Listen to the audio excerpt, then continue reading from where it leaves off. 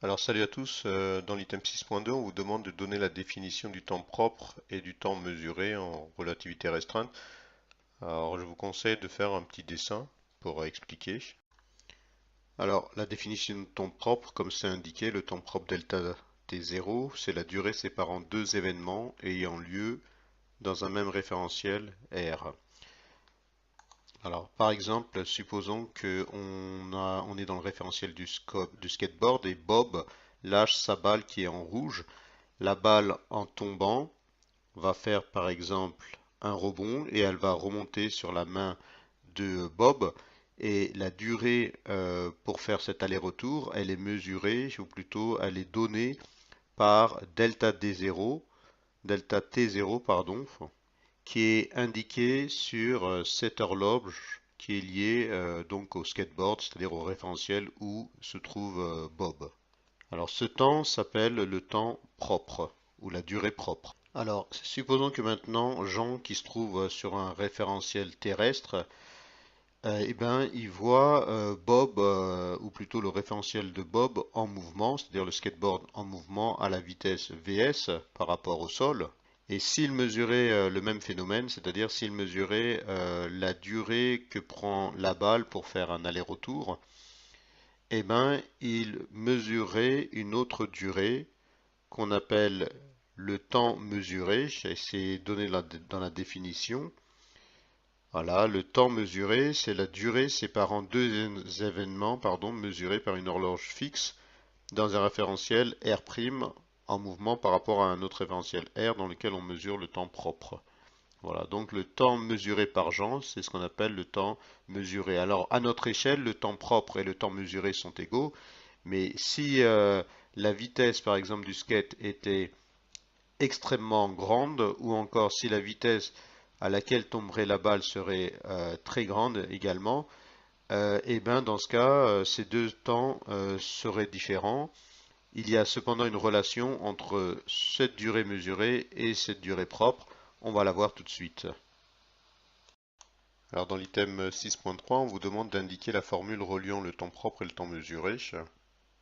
Alors la formule reliant le temps propre et le temps mesuré est donnée par delta t mesuré égale gamma fois delta t0. Alors on appelle ce gamma le facteur de Lorentz et ce gamma vaut 1 divisé par racine carrée de 1 moins v carré sur c carré.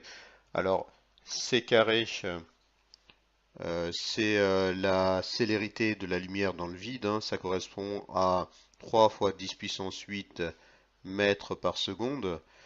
Alors que v, voilà, ce v, c'est la vitesse d'une particule.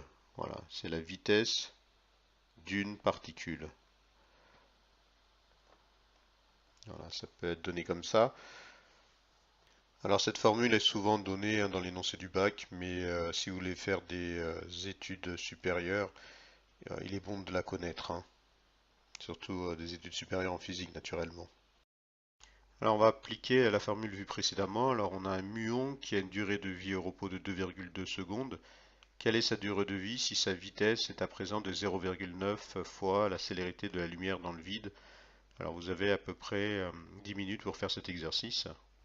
Alors on sait que le temps mesuré et le temps propre sont reliés par cette formule, hein, delta t mesuré égale gamma fois delta t0. Alors le facteur de Lorentz gamma vaut 1 divisé par racine carrée de 1 moins la vitesse de la particule divisée par la célérité, le tout au carré. Donc ça fait cela. Et ce qui donne 1 divisé par racine carrée de 0,19. Alors enfin, le temps mesuré, qu'on note quelquefois t mesuré ou delta t mesuré, vaut les euh, vaut, vaut le facteur de Lorentz hein, que j'avais pas noté ici. Voilà, ce gamma multiplié par le temps propre qui valait de 2,2 secondes, c'est-à-dire quand la particule elle était au repos. Voilà, donc ce qui correspond à 5 microsecondes en tenant compte des chiffres significatifs.